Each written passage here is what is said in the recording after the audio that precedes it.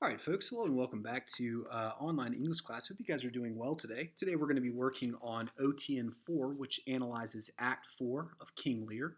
We're going to be looking specifically at Gloucester and Lear's character developments as they interact with their children in this act, coming to climactic moments in their character arcs in which they are reconciled to their children who they have wronged, and those children then extend grace motivated by love to their parents. Okay, so before we get into that, I'd like to spend a little bit of time discussing the top of the week announcements. Okay, so first and foremost, make sure that you are staying faithful in your discussion grade procedures. You know the difference between authentic comments and inauthentic comments, and so do I. So I'll be measuring the quality and authenticity of your engagement with the content. So just make sure that you're being authentic as a student ought to be. Okay, authentically thoughtful.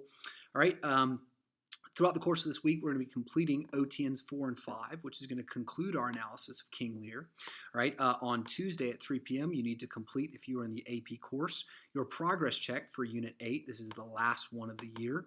Okay, and then you need to begin the process of preparing for and writing your Unit 6 test, which will be due by Tuesday at 3 p.m. It's going to be an open-ended question that requires you to display your knowledge of the meaning of King Lear and also the text of King Lear, okay, developing a well-evidenced interpretive argument about the meaning of the play as a whole, okay, so very open-ended.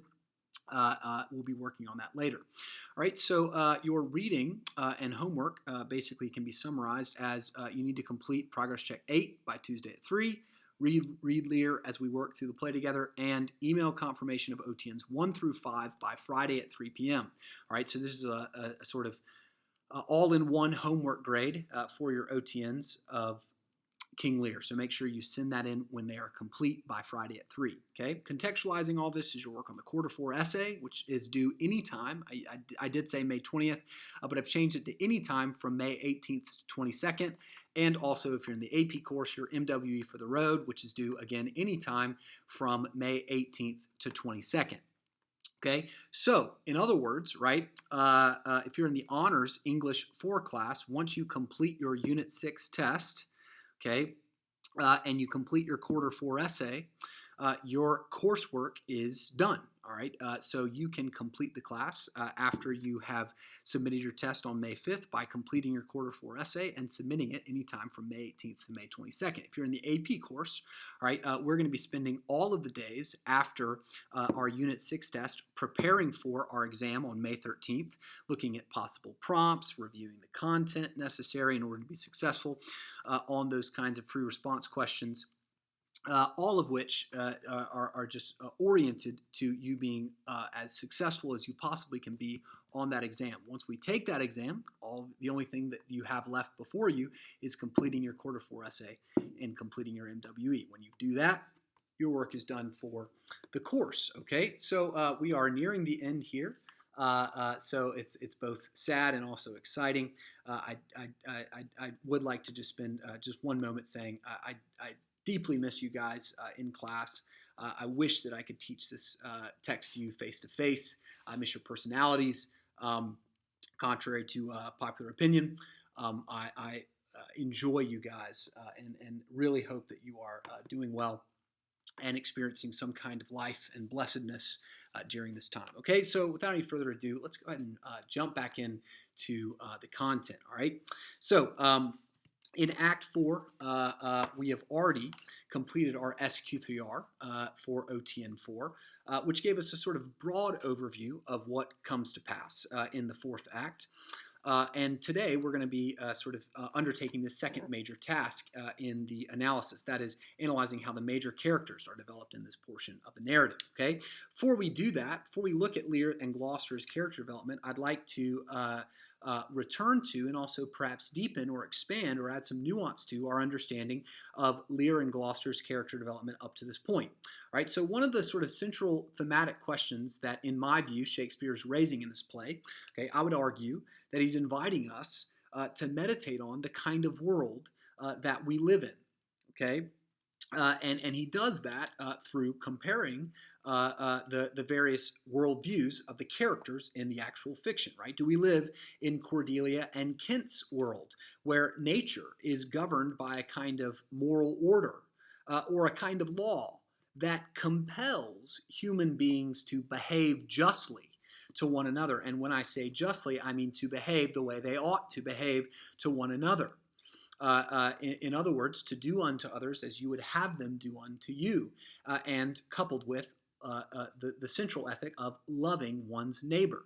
Okay, so do we live in that kind of world where the cosmos, all right, is ordered and been created in such a way that you are compelled as a human being to do that? Or do we live in Edmund, Reagan, and Goneril's world where human beings are not compelled to do anything, but simply survive?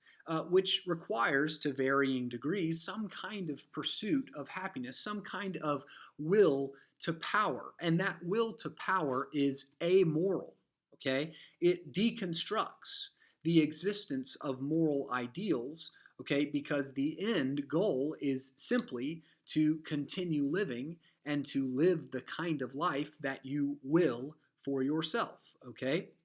Obviously, those who come in, who stand in your way are simply enemies that ought to be dispatched of in a variety of ways. Okay, so Lear and Gloucester are like the stars of Shakespeare's exploration of this question, and their sufferings, narrated in Act 3, are exemplifications of both of these worldviews and can be viewed through both of these worldviews as lenses. Okay, so on the one hand, if we do indeed live in Cordelia and Kent's world, Lear and Gloucester's punishment seems to have a kind of logic to it, right?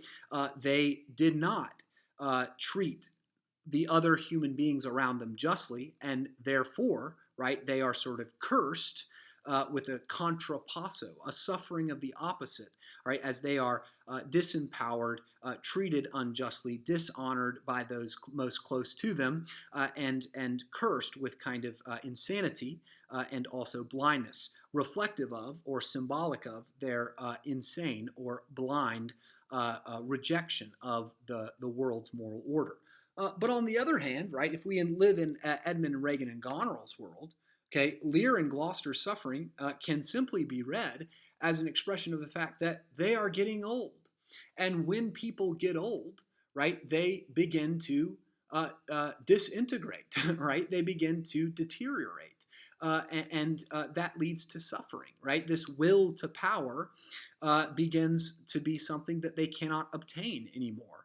And if that is indeed the central drive, then that is incredibly frustrating to them and leads them to these kinds of existential crises in which they suffer at the hands of a natural world that is bent on their eventual destruction and killing, right? As all nature eventually does, right? Dust returning to dust.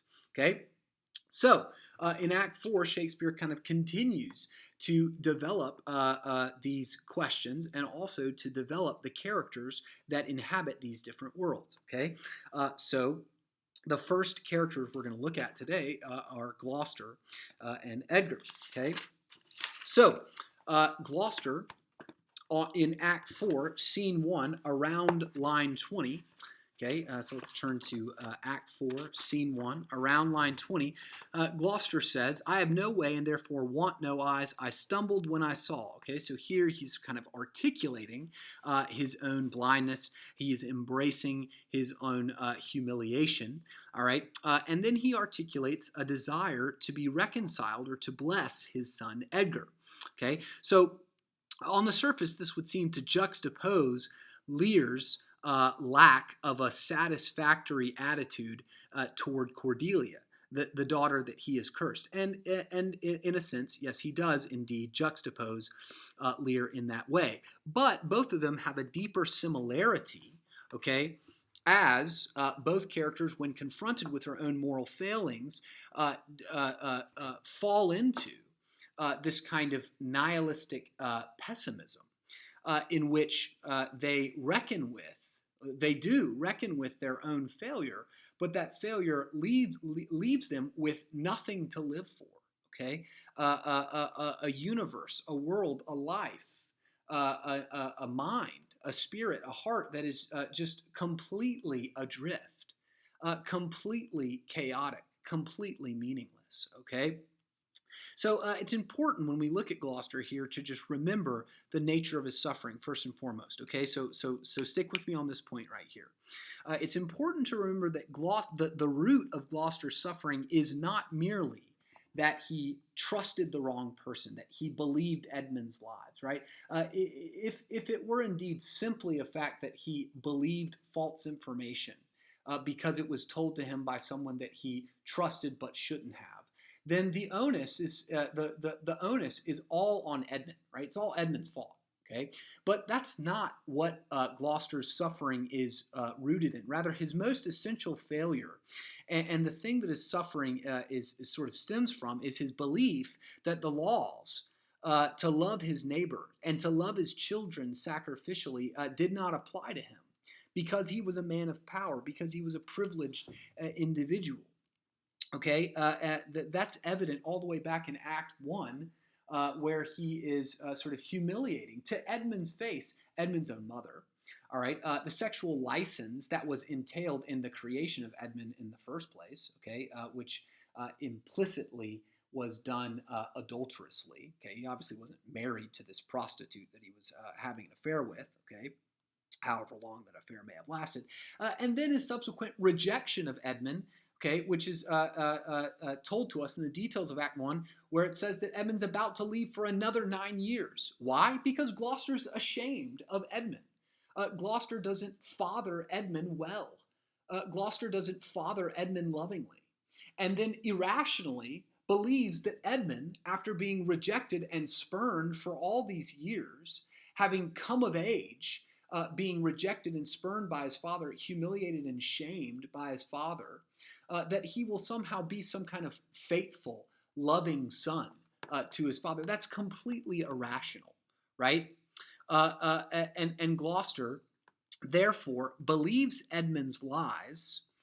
All right, not because Edmund is simply just telling him things that are not true, but because Edmund, as all good tempters do, tempts Gloucester with the idols that Gloucester already bows down to, tempts Gloucester with the truths or the half-truths that Gloucester already believes. Okay, so when Gloucester's power is threatened by Edgar, instead of giving Edgar the benefit of the doubt, okay, the faith that was Edmund's just deserving after a lifetime, okay, of faithful service and loyal honoring of his father, simply believes Edmund right away, okay, and he is kind of given over to his lawlessness. He's given over to his wickedness. Very similar to what Paul writes in Romans chapter 1, verse 24, in which he describes the ways in which God gives over the inhabitants of the earth to their sinful desires, to their wickednesses. Okay? In other words, Gloucester is given the world that he has chosen. All right? And the instrument of his suffering, Edmund, ironically kind of imitates or honors his father by imitating his lawlessness. Okay? He is, in this sense, sort of given into the hands of the son that he has failed to father. All right? So, what does this lead Gloucester to do? Well, it leads him to this kind of pessimistic nihilism in which he comes to this famous conclusion here in Act 4, Scene 1, that his life is simply an extended torture in which the gods just kill him for sport, like wanton boys kill flies. Okay, so the gods here in a pagan worldview are representatives of the kind of spiritual entities that offer a kind of metaphysical structure to the universe. All right, so like think of like Zeus in the Greek pantheon, who was tasked to establish some kind of justice on earth. Now, obviously, he does so in ways that are kind of eccentric and very much unjust and imperfect, but there are, again, things that you simply do not do. All right, and there are punishments when you do those things. Okay, here Gloucester is articulating in the only language that he understands as a pagan, his view of the world that basically says, I, right, and all men live lives that are nothing but filled with suffering, and we are killed for sport by the gods. Okay. he's drifting that similar kind of pessimism or nihilism articulated by Lear in Act 3. Okay, he comes to the conclusion that his life, his lifetime, his lifetime on Earth was a kind of extended plague in which madmen led the blind. Okay, so two individuals who could not see reality clearly were leading one another into further misconceptions, further darkness. Okay, he says this even as poor Tom, all right, a madman, ostensibly, right, leads him to where he wants to go. Well, where it is he wants to go? Well, he asked to be taken to the cliffs of Dover. Okay, this pessimism, this nihilism that has been incurred by Gloucester, accurately seeing himself as a person like all people who have failed to obey the internal moral order that a person, a human, was created and compelled to do, and that is to love one's neighbor, to do unto others as they would have them, as they would have done unto them. All right. When Gloucester recognizes his failure to do this, he wants to die. All right. He wants to end his life. He wants the sort of just punishment, okay, that his life has incurred to come to pass. He is willingly accepting it. All right. So Dover becomes this kind of symbolic place where Gloucester has been brought to the end of himself, to the cliff's edge, all right, where he's recognized the kind of vanity of his life in sort of echoing Ecclesiastes, right, that his life was simply meaningless, that his life was vain. And he's going to embrace the kind of chaos, the moral chaos that he has made of his life. He is going to accept the just desert of the wickedness that he has sowed as he sort of leaves the firmament behind, right, and willingly takes on this fall, right, this descent into the waters beneath, the seas, the depths, the void beneath. Okay, as dust returns to dust, as void returns to void. Okay, so Gloucester, all right, like all human beings, okay, if we do indeed live in a world governed by some kind of compulsory moral order to love one's neighbor, Gloucester reckons with the fact that he has, like all people, failed to do so unequivocally, and therefore is deserving of a kind of just punishment, death. Okay, the only thing standing in between Gloucester and this death is Edgar, his son. Okay, now interestingly, Edgar, of all the people in the play that Gloucester has wronged, Edgar is definitely the most innocent. Although again, we all know that no one is perfect, but Edgar, in the course of the play, all right, has behaved in a way that characterizes him as a good man. And Gloucester has behaved in a way that characterizes him as a blind man or a bad man. Okay, and Edgar has been made to suffer for Gloucester's vanity.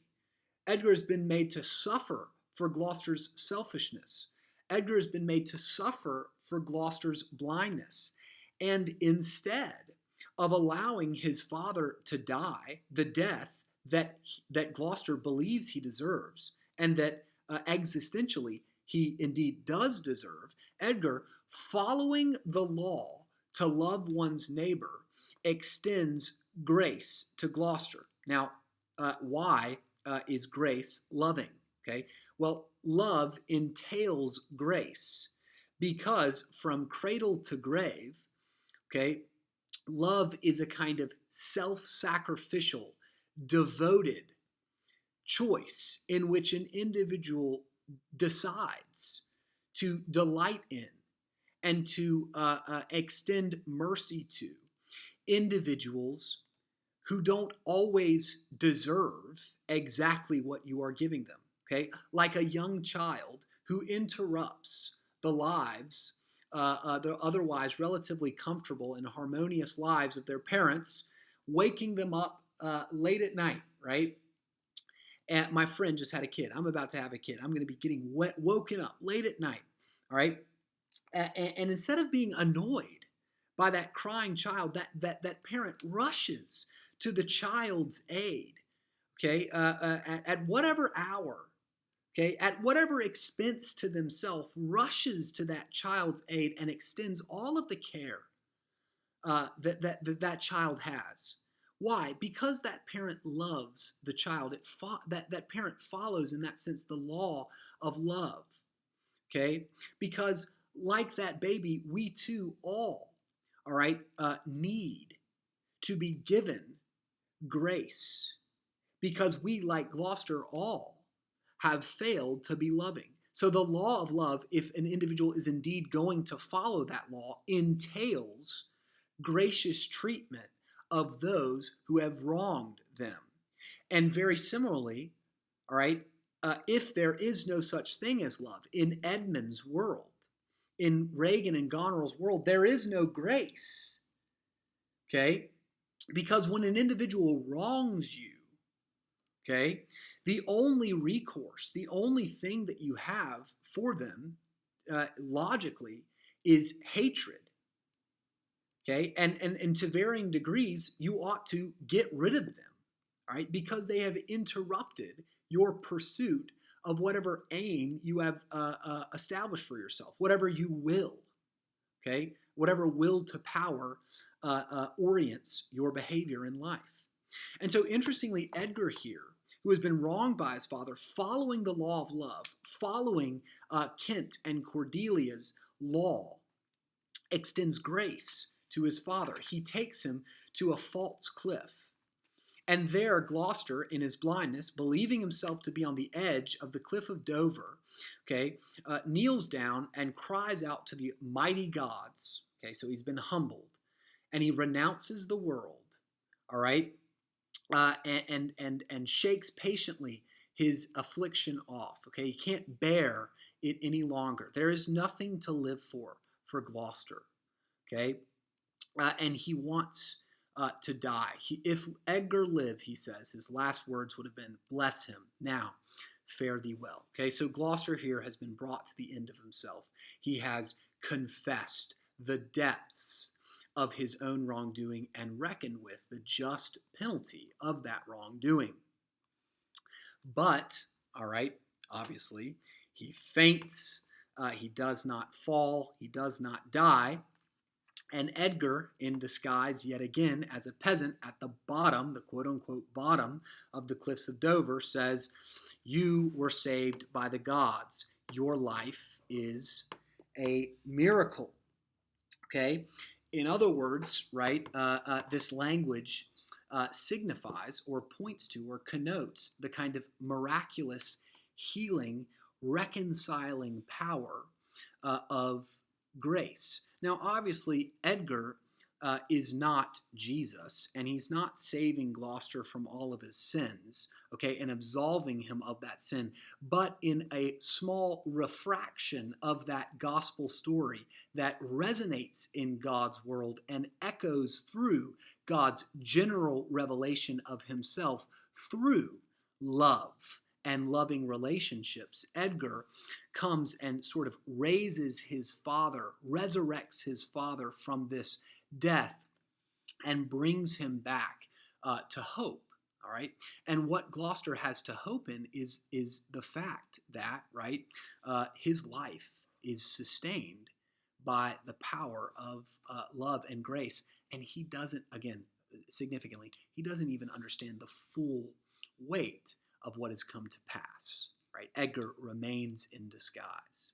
Okay, so later, all right, in Act 4, Scene 6, okay, Gloucester and Lear reunite, and once again, right, after a sort of conversation in which they talk about how far they've fallen, right, Gloucester concludes, okay, with a kind of hopeful outlook. Okay, "You ever gentle gods," okay, so not the gods that are constantly killing him, as wanton boys kill flies, but rather, right, he reconciles himself with an understanding of a world, all right, that is, despite the fact that it is harsh, despite the fact that it entails suffering for those who choose the way of death, right, for those that choose the way of life, there is a kind of gentleness, there is a kind of common grace that is extended to Gloucester that has resurrected him from his hopelessness, right? And he resolves to live the rest of his life in humble submission to these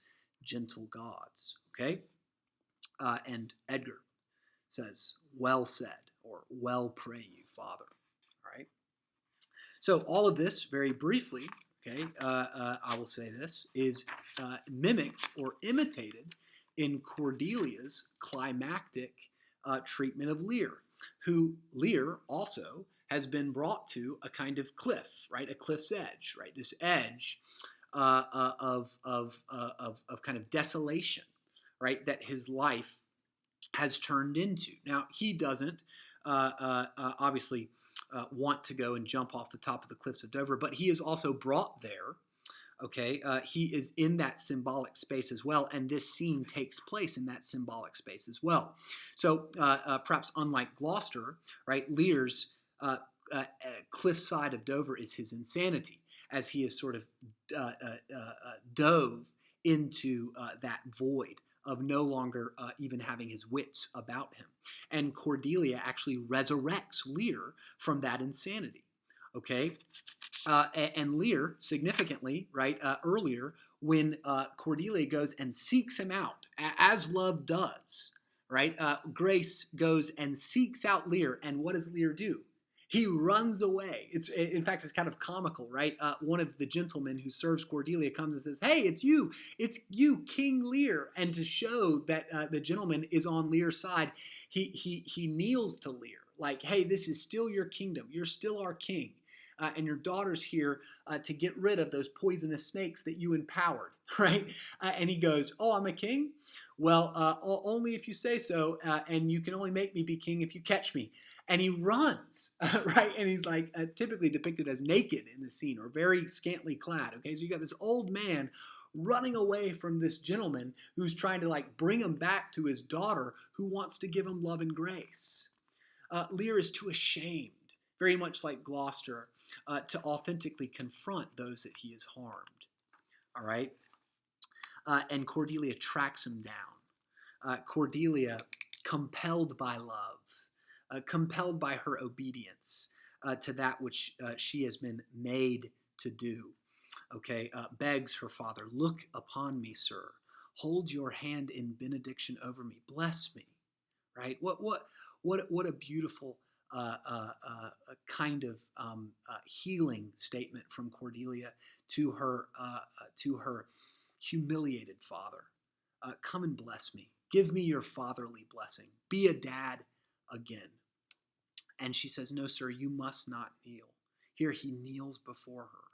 Right? He's like Gloucester. He's just got nothing left. And it is precisely at that moment when Lear has nothing left, right, that Cordelia extends this kind of resurrecting grace to him. "Pray do not mock," Lear says. "I am a very foolish, fond old man, 80 and upward, not an hour more or less. And to deal plainly, I fear I'm not in my perfect mind. Methinks I should know you, and know this man, yet I'm doubtful, for I am mainly ignorant what place this is, and all the skill I have. Remembers not these garments, nor I know not where I did lodge last night. Do not laugh at me, for as I am a man, I think this lady to be my child, Cordelia." And Cordelia, sweetly, right, weeping, "And so I am, and so I am," right? When good actors do this, I mean, it's so powerful. "Be your tears wet? Yes, Faith, I pray, weep not. If you have poison for me," like, okay, ready? Like, kill me, dude. "If you have some poison for me, I'm gonna drink it. I know you do not love me, for your sisters have, as I do remember, done me wrong. You have some cause. I wronged you. They didn't even have any cause to do it. I blessed them and they curse me. And Cordelia, no cause, no cause. Okay? In other words, Cordelia's graciousness, Cordelia's love for her father makes no record of his wrong. Not because it wasn't wrong, okay? Not because it wasn't clearly and self-evidently lawless, but rather because Cordelia, reckoning that the law of love requires her to be gracious to those even that wrong them, even as she recognizes her need for grace from those who she is wronged. Okay, she says, no cause, no record of the wrong. And they are reconciled. And Lear is, by the end of Act 4, sane again. He seems to have recovered his sanity. And Kent and Cordelia and Lear are all once again, all right, reconciled to one another, all right, sort of put back in sane and right relationship. And now all they have to do left, right, is to go and defeat the forces of evil and reconcile all the wrongs to make things new and redeem the kingdom from the chaos incurred from the actions of an unjust and blind king who has been brought back from the precipice of insanity, from the precipice of pessimism and nihilism by the power of grace and love. A small echo of the grace and love that comes to its climactic crescendo in the person of Christ. Now, what happens in Act 5 is not quite so clean and clear. We'll talk about that in the future. Peace.